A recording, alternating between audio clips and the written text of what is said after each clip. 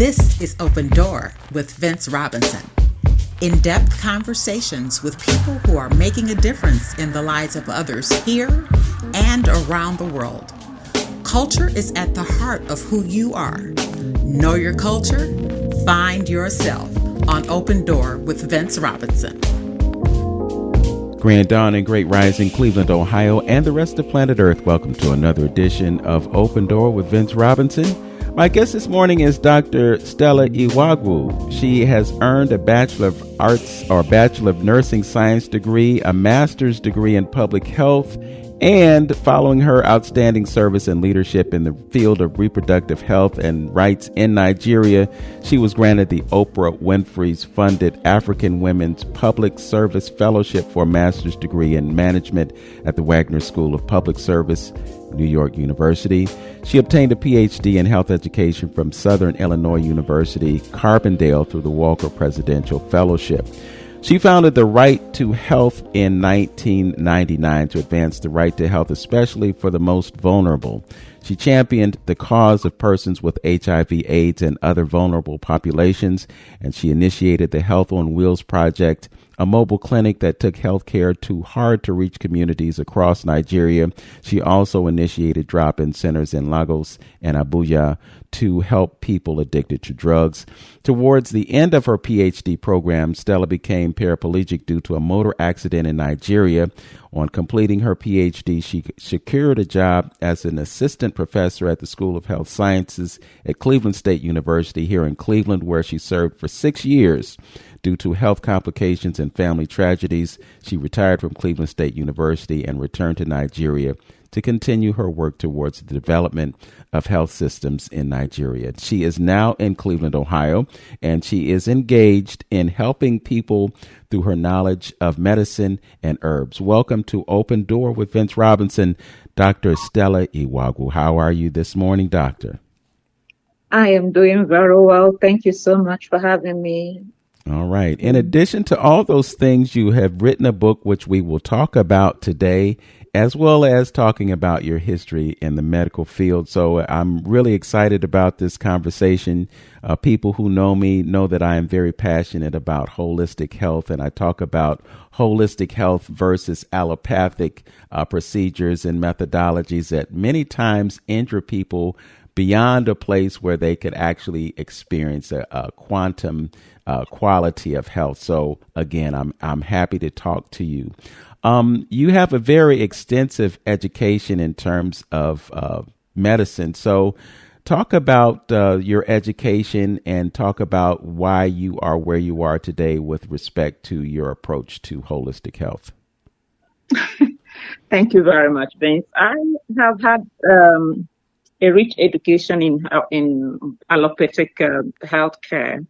I had my nursing degree from Obafemi Awolowo University, and I was blessed to be taught by very ethical nurses that helped me to understand the foundation of healthcare. The joy of healthcare is one that is ethically bound, where your patient is your primary concern. But at the height of HIV/AIDS epidemic in Nigeria in the early 90s, I saw a lot of stigma and discrimination that stemmed really from the way health professionals were treating patients. And then, of course, if health professionals could not treat persons with HIV with dignity, it was little wonder that society at large took a cue and really dehumanized a lot of persons with HIV as a result of stigma, as a result of misconceptions and judgments. So that's one of the things that motivated me to found Center for the Right to Health, believing that if we can get health professionals to treat people with HIV with dignity, they could also do that to persons, our patients with non-stigmatizing disease. And over the years, we were able to weather the HIV epidemic. I was able to take care of persons with HIV, which is really, when it becomes AIDS, it's really an immune deficiency disease. And when the immune system is broken down, you fall ill to all kinds of diseases. Your body is not able to resist infections. And at the time when we had no access to medicine of any sort, we actually used nutrition. We used food to help boost people's immune system and bring them back to wholeness as much as they can so they can be able to function. So that experience actually guided a lot of the work that I did. Eventually, I actually started looking at beyond persons with HIV, looking at other determinants of health, that other issues that actually affecting their vulnerability and, of course, their health. And we moved beyond HIV and looking at what are some of the factors. And that is one of the things that led to our intervention in the area of drugs and helping people who are using drugs to have a drop-in center where they can recover and have some dignity even as they deal with the challenges. And all that work led to me being offered a scholarship with Oprah that was funded by Oprah Winfery, where I served as where I had my master's degree in management, and that's actually what brought me to America. And after that, I did a degree in health education. And of course, one of the things that made me really look into public health, I have a master's degree in public health. One of the things that made me look into health education and public health was if we could, the way people were being treated in the hospital, the way health professionals were really overwhelmed, I felt like whatever we can do to help people stay healthy and out of the hospital is a better investment than having people fall ill and have to depend on healthcare. And gradually, I had that firm belief, but it didn't materialize until many years later. I actually did have, while I was working on my PhD in Carbondale, I went to Nigeria to do my dissertation and I got into an accident. I fractured my spine, had a spinal cord injury and a traumatic brain injury, and became paralyzed. And to the grace of God and the mercy of the whole community, for me to get access to, for me to really get the healthcare and rehabilitation that I needed. And 2 years later, I completed my PhD and applied for a job. And that was how I came to Cleveland, because I was offered a job as an assistant professor at Cleveland State University. So, but still, back to my health, I still had a lot of complications. I was on so many drugs. Every organ in my body needed a doctor, and I was struggling with pains and multiple challenges. And then the same health system I was fighting in Nigeria really ate my sister.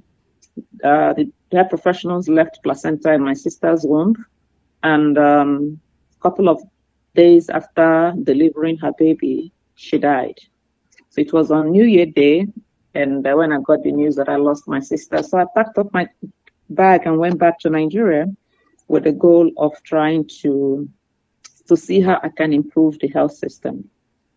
While I was working on that, I realized that our healthcare system was overwhelmed by very ill patients. And I started thinking, no amount of advocacy is really going to make a difference. We didn't have enough health professionals, we didn't have enough resources, but there were so many ill patients. And I started thinking, started looking, started observing, what can we do to reduce the volume of patients in our hospitals? Again, it took me back to community care, to care in the family. People are so ill because they don't have a healthy immune system. They're down with chronic and metabolic conditions that are absolutely preventable. And I started thinking, if we can help them build their immune system, because they're ill because of what they are eating.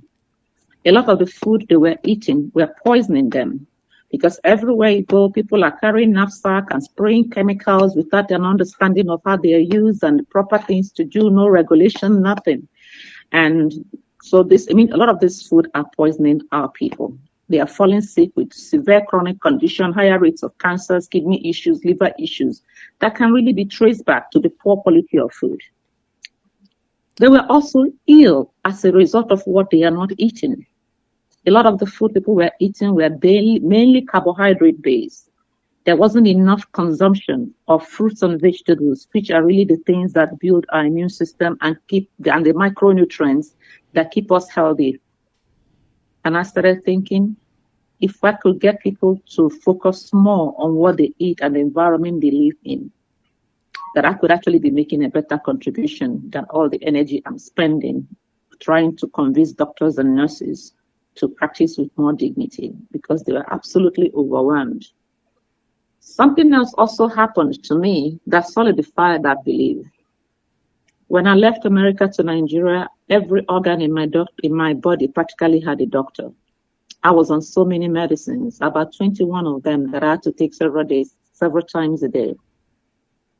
I started a backyard garden, just like I have here in Cleveland. I grow my own food and eat from my backyard.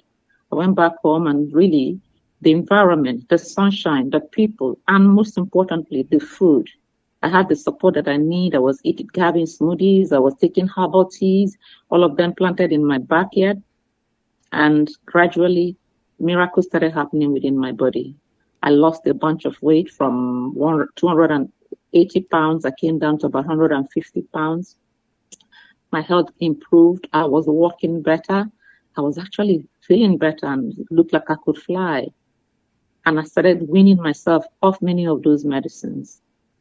Although things happened that brought me back, but that experience of holistic care, how nature healed me, how food healed me, made me have a personal experience. Before, it was almost like a theoretical thing.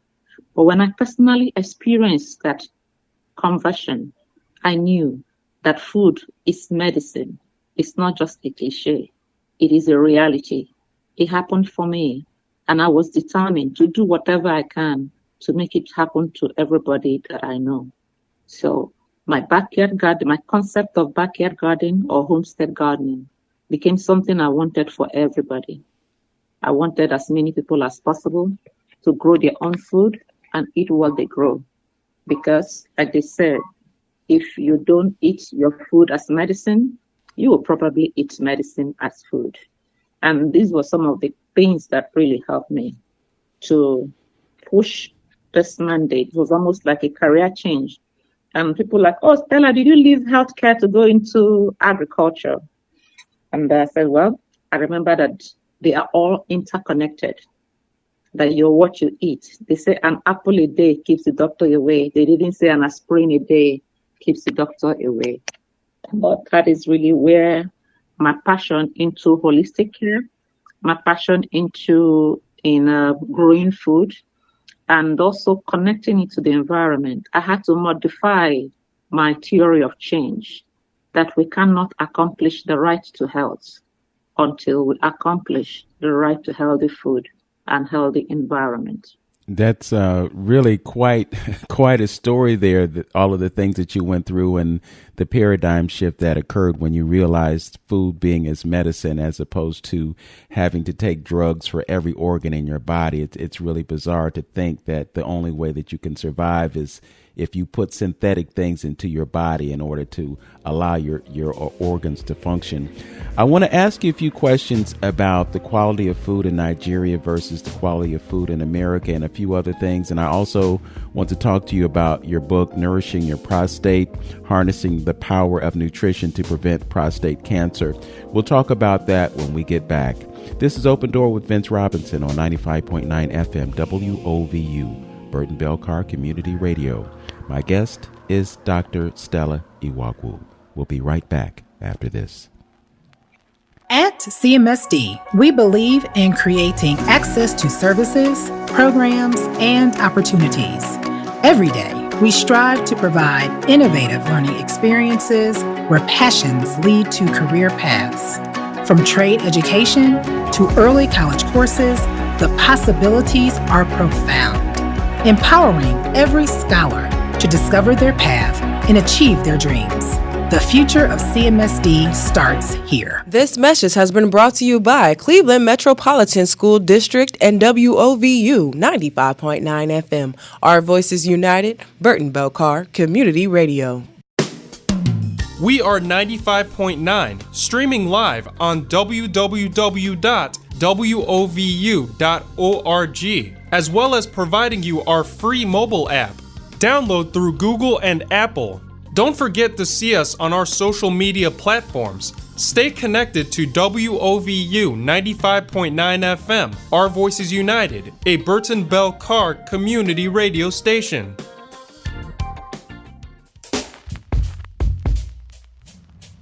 Welcome back to Open Door with Vince Robinson and the conversation with Dr. Stella Iwuagwu, who has just told us about growing up and living in Nigeria and taking up nursing and learning all the things that she learned about medicine. She was involved in an auto accident that had a very significant impact on her body. She talked about her recovery, and she also talked about some of the measures that she undertook to, I guess, create or facilitate healing in her body. And it involved what she characterized as homestead gardening. And it's kind of ironic that we would even be talking about homestead gardening because, you know, we're being faced with the consumption of food products instead of food. We're looking and seeing how much of an impact that these food products are having on the quality of our health. And we're looking at getting to a point in time where really the only way to get good quality food is to grow it yourself, because then you know exactly what it is. You don't need all of the chemicals that they use to preserve and maintain product life on the shelves and all those other kinds of things. You talked about the impact on diet on people, and I was just wondering about what it's like for folks who are in Nigeria right now or during that time when you were there, and the quality of the food and the impact that it had on their lives. You know, sometimes we talk about how food is grown here versus how food is grown in other parts of the world. Was the quality of the food in Nigeria as problematic as it is here in America? It didn't used to be. When I grew up with my mother and my grandmother, we had a backyard garden and we grew food. Everybody practically grew some food. We didn't have the industrial farms, and we still have very few of them. We practice crop rotation. We use cover crops.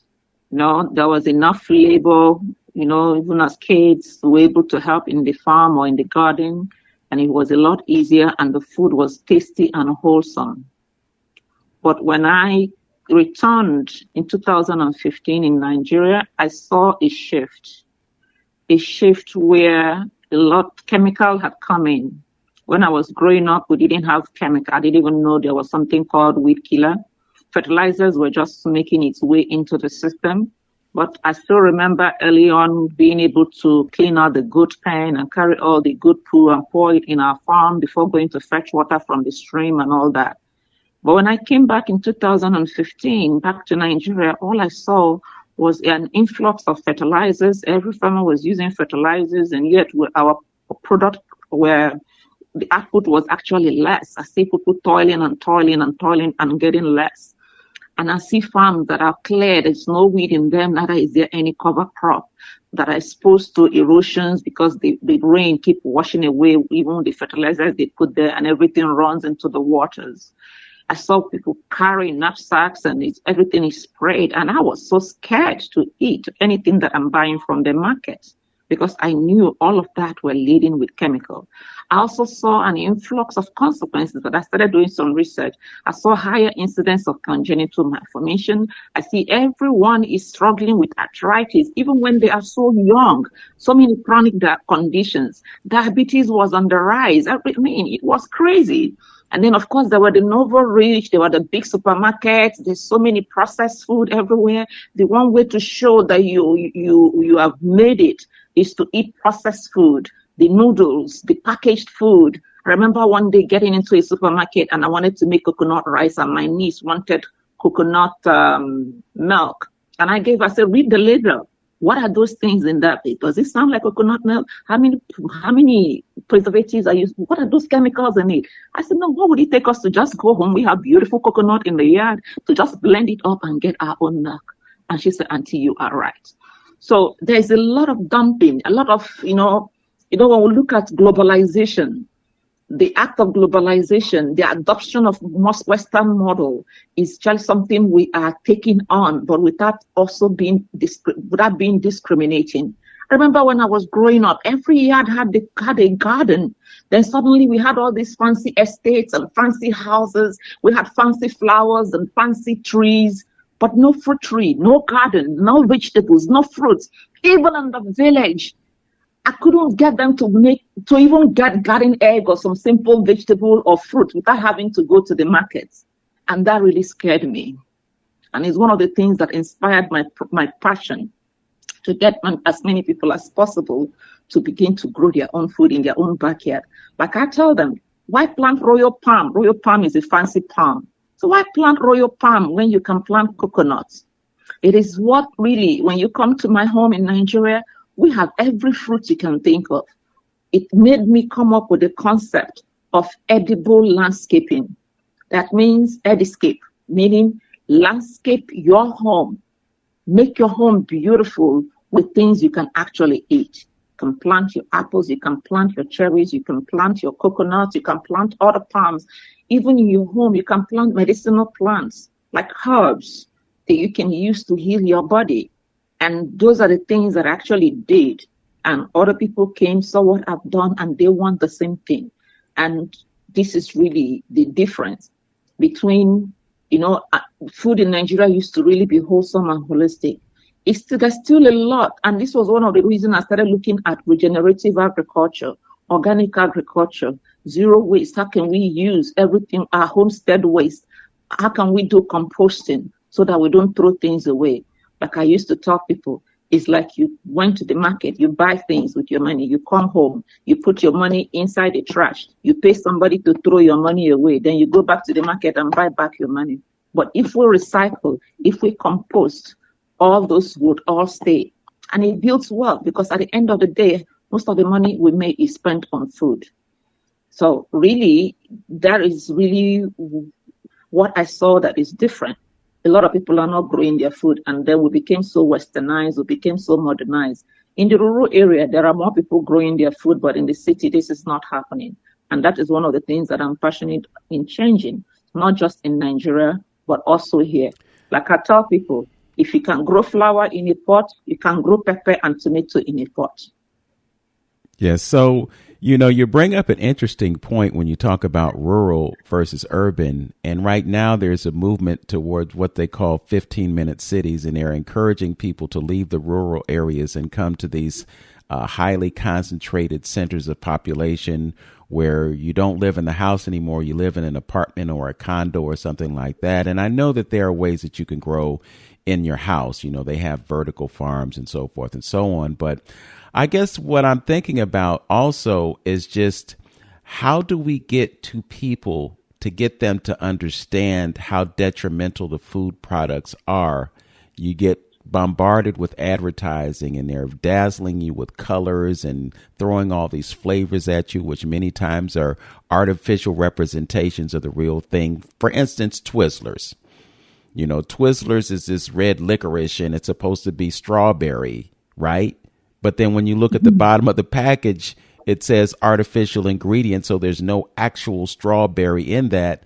But people are attracted to the fact that it's supposed to be strawberry, and then they eat it and they pay a price for it. The other thing is the way we eat. We eat too much. We overconsume. And part of the reason that we overconsume is that we have food products like high fructose corn syrup that really disable your ability, the ability of your body to register the fact that you are full. So, and everybody's, and I'm just going to use these terms, everybody is being brainwashed to think that it's an acceptable practice to eat food products that are detrimental. So how do we get to people to get them to make that paradigm switch from artificial to natural? Well, it's still education. It's practical. Those that have had that renaissance, emancipation, to actually begin to educate other people, encourage people to see actually that natural food is actually delicious, and teach people how they can create amazing recipe from natural food. And right in today's world, there are things you can do to make food prep a lot easier. So it's really education, education, education. We have to get it into our our schools. We need to teach kids to read labels. We need to teach families, both old and young, to read labels, to understand what these things mean. We have to use the power of the internet to look at individual ingredients in your food, read about it and find out what it means. FDA has the food guidelines. Use it and understand what portion size it means. What does those, like my niece that wanted coconut, she thinks it's easy. What price are we paying for that? Our health system is so overwhelmed by the volume of ill persons. And of course, we're trying to save money. We need to look at the institutions that make decisions to understand how much money. One of the challenges in public health is it is so difficult to educate people and quantify what is saved through the things that are prevented. It's easy to look at the cost of treating people, but it's sometimes tough to educate both policymakers and individuals on the true cost of health education, that the benefit of health education really outweighs a lot of the emphasis on treatment. So it's really a paradigm shift. We have to get back to education. The same way the advertisers and the food companies are making some of those advertisements with colorful adverts, we need to begin to also bring in health promotions with color and fun that actually pull people in. It's really about campaigns that will let people know the value that natural food brings to their health, to their vitality, even activity. If we connect, if children begin to have fun in growing their food, they'll be able to connect more with it. But if the fun is just going to the supermarket or to the mall to buy their food, they are not going to really connect to their food. So we need to catch them young. We need to get them involved. In my house here in Cleveland, I have 4 apple trees, 2 pear trees, and 2 plum trees. And when I stand out there and start handing out pear to people that are passing by, they will tell me, "Oh my God, this is so beautiful. My grandma used to have a peach tree." And I say, what is your daughter or your child going to remember? If your grandma gave you that kind of legacy, what legacy are you leaving for your own children? What are they going to remember? So we need to use multiple strategies. We need to make it family fun. We need to put a lot of energy. We need to use the same medium of advertising to make gardening fun, to make growing and eating your own food fun. We need to educate people on the impact of this chemical in their body, because we are going to be as aggressive as other forces that try to make us believe that the poison we are consuming is right for us or that it is fun. Yes. Well, we need to also show people the danger of having to inject yourself every day because you're dealing with diabetes or dealing with other chronic conditions that those poisons cause in our system. Yes. So there has to be a commitment. Well, if you listen to people like Yaki Elohim, he would tell you that fruit is actually the answer to diabetes, whereas the medical doctors will tell you that eating fruit is not a good idea just because of the sugar content. So, we're really at this place where if they tell you one thing, it's exactly the opposite of what they say. But, when you talk about education, I think one of the real issues that we have is just illiteracy, because people, they don't read well enough to even read the label. That's number one. And number two, because of the way this system is, it's so geared towards the consumption of those things, to tell people to do something the opposite of that would be, it's an uphill battle is what I'm trying to say. So there's a lot of work that needs to be done, but I absolutely agree with you. People need to be better educated, and then they don't have to live in places like Glenville, for instance, where you could say it's what they call a food desert because you don't have quality food in your immediate environment. But the answer to that is to grow your own, and then you don't have to go to the store. You could just go to your backyard. We got to go to a break. But I promise you we'll be back very soon, and I want you to make the point that you are about to make. We'll be right back. This is 95.9 FM WOVU, Burton Belcar Community Radio. I'm with Dr. Stella Iwuagwu. WOVU 95.9 FM, Our Voices United, a Burton Bell Carr community radio station, will forever be a part of American culture. During this time, WOVU 95.9 FM has helped shape and define Cleveland and vicinity culture. Some claim that the wireless digital era, with its accompanying social media and on-demand personalized media content, has rendered local broadcast radio irrelevant. That's nonsense. In fact, as evidence suggests that some digital media may be fracturing the social fabric and creating bigger spaces between us, WOVU 95.9 FM radio is more vital to our neighborhoods than ever before. Increasingly, the digital space seems to be haunted by fake news, bots, trolls, and hackers who wish to deceive, divide, and exploit us. WOVU 95.9 FM radio provides local narratives, provides credible news and information, and speaks with a united voice and positive goals. There are no bandwidth charges, fees, or plans required to access it. Listening to radio is anonymous. No one tracks you or sells your information. We are a free, transparent media source with a visible physical presence in the community and real personalities behind the microphones. We even have a landline for you to call us. WOVU 95.9, Our Voices United, a Burton Bell Carr community radio station, has proven to be a credible voice throughout Cleveland and vicinity, and people will continue to know and trust the information we share daily. WOVU 95.9 FM, for us, by us. Welcome back to Open Door with Vince Robinson and my conversation with Dr. Stella Iwuagwu. I want you to make the point that you were going to make before we took this break. Yeah, I agree with you that the answer to food desert is actually starting a massive project to turn all those desert spaces, all those empty spaces into food. That place can become an abundance of place where even people that believe they have all these wonderful places to shop can actually go in those communities and begin to buy from them, because the food they can produce will not only feed that community, but it could feed the city. So I really believe I could talk on end on the magic of growing your own food, on the beauty and the miracle of it. You put a tiny seed in the ground, and before you turn around, it is growing into a beautiful landscape with flowers and fruits and tubers. And anything you can really imagine, you can grow. And it could be a way to connect families. It could be a way to keep our kids out of trouble.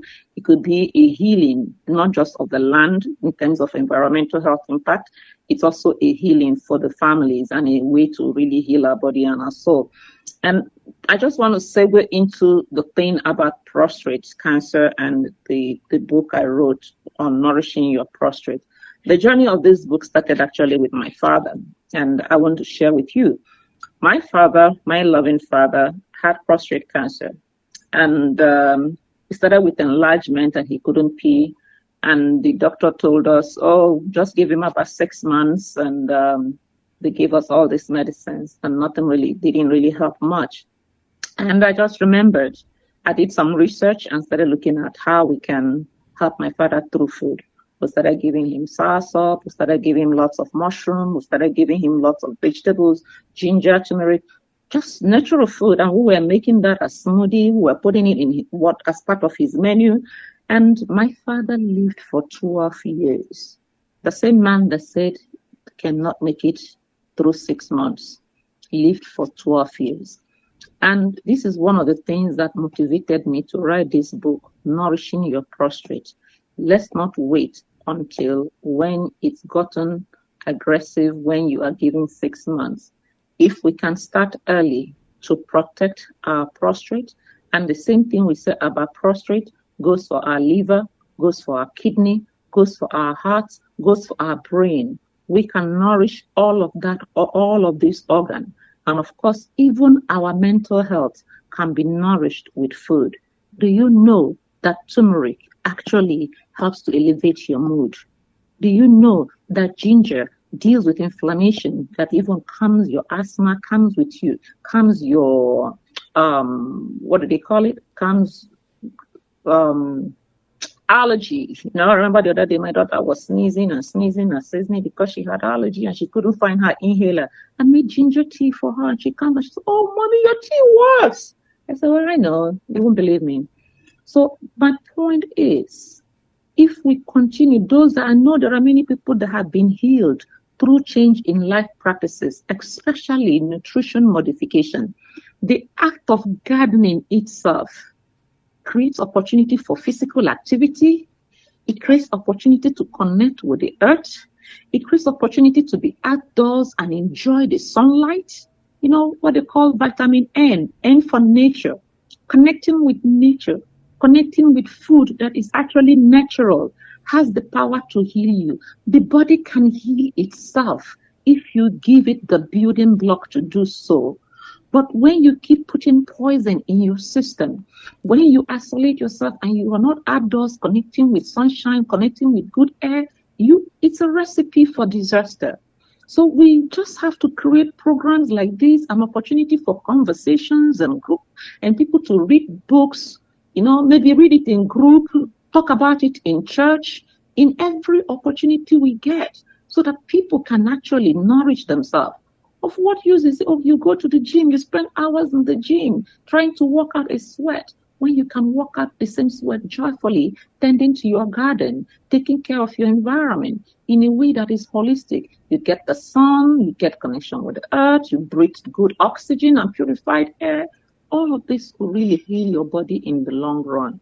And that is really the concept I have espoused in nourishing your prostate. And I hope people that are listening will have the opportunity to have these conversations. Particularly among us African Americans, our men are more at risk about issues like this. We have made good progress in the campaign on preventing breast cancers and a lot of women's health issues. But it's time we step up for our men. It's time our men step up for us. Because the biggest investment a man can make in himself, the biggest gift you can give to your family is being healthy. Sometimes we focus so much on other people, but our men, we need to give them a little bit more attention. We need to educate them a lot more. And nourishing your prostate, this little book I wrote with my partner, Mr. Kemi Fulanaji, is our way of making that contribution. It's not a big book, it's very small, but it's written in a fun way that can help people make that connection. But not everybody might be able to pick up a book and read. So we might have to have other means, storytelling, movies, all things where people can get the information they need in a way that works for them. There have to be multiple opportunities to do so, multiple strategies and tools. Okay. Can you talk about what some of the things are that cause prostate cancer? Well, every man has prostate, and there could be some enlargement as men grow older. But our lifestyle so sometimes genetic predispositions, some people have a genetic, just like people have genetic predisposition for breast cancer, some men have genetic predisposition for prostate enlargement and prostate cancer. But just like even for diabetes, if we can genetically re-engineer ourselves, we can re-engineer our genetics through the food and the environment we are in. So our poor diet and nutrition, poor diet and eating food that's heavy in trans fat, that is loaded in protein, and that doesn't have the right combination of micronutrients, the elements, the zinc, the selenium, all of those can increase the enlargement of the prostate and eventually might lead to prostate cancer. We are surrounded by so many carcinogens. Some are still looking at why is it that two people exposed to the same environment and lifestyle, one gets it, one don't get it. While we're trying to identify all these factors, it's important to look at what are the things that we can do to help our body fight this. So our bodies are like when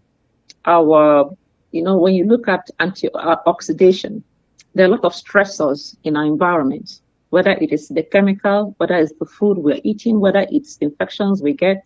They denature. So when those free radicals attack our system, they denature the cells. So it depends to the degree you expose to these stressors, to these free radicals. So when your cells are denatured, denaturing is like the cell is not dead, but it's no more normal.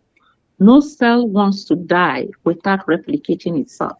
So what happens is that there's a tendency for the cells that are damaged to now want to replicate themselves. So they go into a burst of multiplication. So the one that's generated, but it's not a normal cell. So it sees itself as threatened. So it goes into overdrive of cellular regeneration. But those are damaged cells. And then the body has immune system that clears, that fights to remove the things that are damaged or do not belong, that are abnormal out of the system. So when these cells go in overdrive, so it's constantly in a state of fighting to repair. And that can be very overwhelming. And then you have all these inflammatory processes going on in your body. And these are the things that can convert what could have been a normal cell into abnormal cell.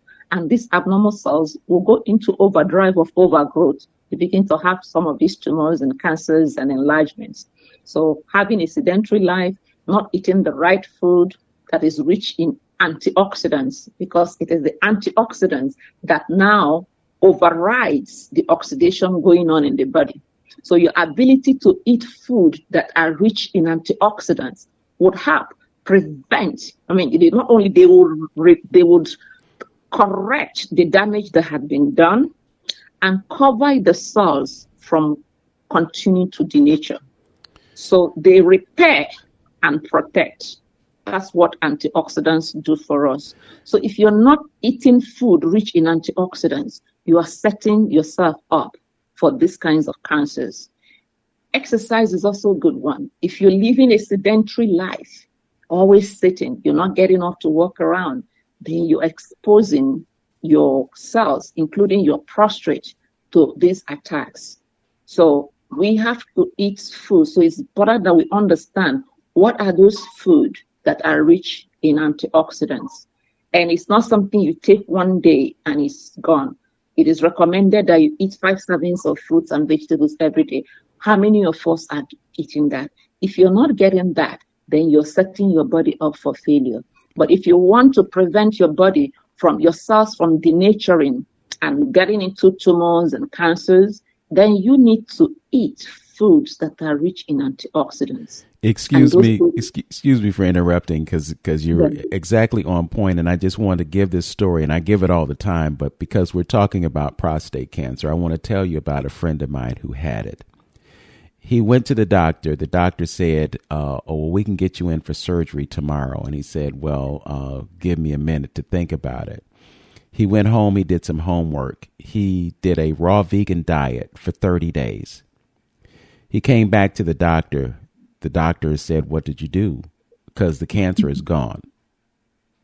Raw vegan, 30 days, cancer's gone. So after that, he went back to eating the way he did before, and the cancer came back. So now, and he's still with us. He's a very good friend of mine who happens to be a musician, and he has a page dedicated to prostate health, which is why this is so important that we're having this conversation. He juices every day. And I know the result of the juicing and the fresh fruits and vegetables that he's bringing into his body is doing exactly what you talked about, those antioxidants that are in things like blueberries and strawberries and, those pigmented fruits and so forth and so on. So exactly. I had to get that in there before we go to our next break. I want to make sure that people know how they can get the book, and I'm actually on Amazon right now, and it says that it's out of print. So there may be another way for folks to get this book, but folks need to know about it, especially our brothers out there. It's called Nourishing Your Prostate, Harnessing the Power of Nutrition to Prevent Prostate Cancer. And she's just giving you the playbook. So I hope you're listening to this, and I hope you take heed to this, because this can alleviate some issues for you down the road. Dr. Stella, you're really laying it out for us. When we come back, I want to talk to you about a documentary, and it's called Breaking the Silence, Untold Stories of Gender-Based Violence Against Women with Disabilities in Imo State. You're working to advance the right of persons with disability. Obviously, you're dealing with that. So I want to also mention that as part of your mission as you you engage in this crusade to improve the health of folks that are important to you and folks that you don't even know. So we'll talk about that when we get back. This is Vince Robinson on 95.9 FM WOVU. I'm talking with Dr. Stella Iwuagwu. It's amazing. We'll continue right after this. WOVU 95.9 thrives daily to provide a positive forum for discussion of community issues and opportunities. Provide a creative platform for every segment of our community. Produce and distribute entertaining and uplifting cultural, educational, and artistic programming. Produce and distribute local community news, information, and public service announcements. Provide a platform for the live coverage of local community and school sports. Provide a portal for outsiders to rediscover the Forgotten Triangle and its potential. Provide media education and training to participating members of the community. Make no mistake, WOVU 95.9, Our Voices United, a solution-driven radio station.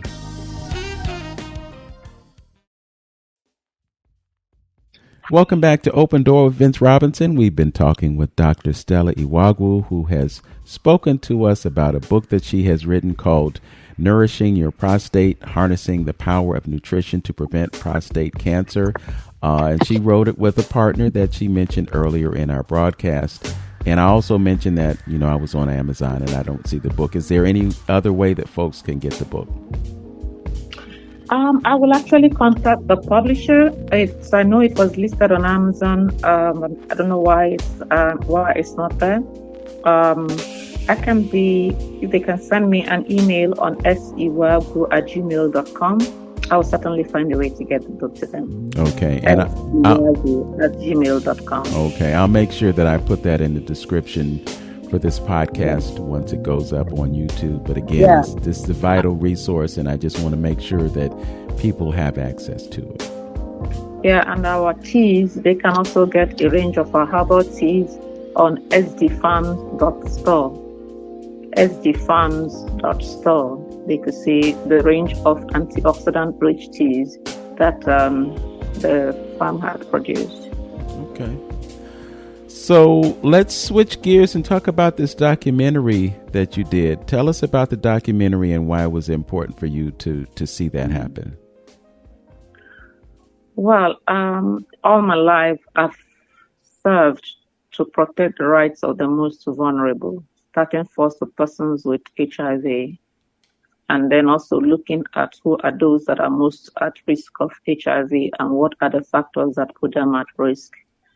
And apart from people who use drugs, apart from sex workers, persons with disability are also among those that are most at risk of HIV because of sometimes their sexuality is not affirmed. They are often more at risk of sexual abuse because of their silence. Because if you can't see, if you can't run, if you can't see, you might not see your abuser coming forth.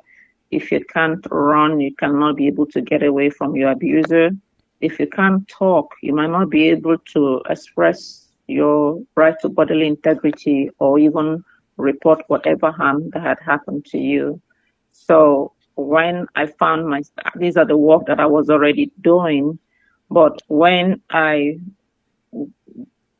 accident now put me on a wheelchair, I was able to see better with more clarity what I couldn't see on my high heels. I was able to experience the vulnerability. I myself am a survivor of gender-based violence, even when I didn't have a disability. And when I went back, I was able to see that even, abuse is about power. When your abuser is powerful, and when you don't have a disability, you can match their power or try to get away. But when you now have a disability, you are much more disempowered. You are much more vulnerable. Research has shown that women with disability are 3 times more at risk of gender-based violence. than those without disability. And we need to understand that gender-based violence is not just physical violence. It's neglect, it's dehumanization, demeaning. Could be financial abuse, spiritual abuse, emotional abuse. Actually, by the time, withdrawal of care, because sometimes your abuser might actually be the one you depend on day to day. Your abuser can be your children. Your abuser can be your partner. And sometimes a lot of women are not safe at home. But just think about a woman with a disability, how much more vulnerable they are. Sometimes the focus is so much on their physical disability without understanding that they face increased risk. And because sometimes the abuser is someone they are dependent on, a lot of them do not report the abuse. So when I went back to Nigeria, in the course of the focus group discussion, a lot of women share their experiences. Sometimes men come to them looking at their isolation. A lot of them are isolated because of limitation of being able to socially interact. They are often taken advantage of. A lot of the women shared how they had been impregnated and abandoned. And we didn't have a strong social services sector in Nigeria to really help the women. And when I looked at doing that documentary, I wanted the women to, in their own voice, share their experiences. And that was one of the reasons. With support from the Ford Foundation, we were able to do that documentary to highlight what these women are going through. Because we live in a culture that does not affirm, that see women as less and see women with disability as even less. So it's like a triple disadvantage, first as a woman and then as a woman with disability. And in sharing this, we were able to share particularly with religious and cultural leaders because they are the ones that set the norms. And if they can set the norms, I feel like they can also change the norms. And we're also looking at the silent onlookers, those that don't see the tears that are unshared. Because a lot of these women, of course, even ashamed and might blame themselves for their disability. And they don't want to seem even more broken. So that documentary is really about the women sharing their experiences. And the abuse is not only the one that happens in their homes, it's also looking at institutional abuse. In Nigeria, there's very little access to anywhere. There's so much social isolation. Most of them can't get a job. I mean, the unemployment rate is so high, and there's nothing for them. When I live in America and I received all the support that I receive in this society,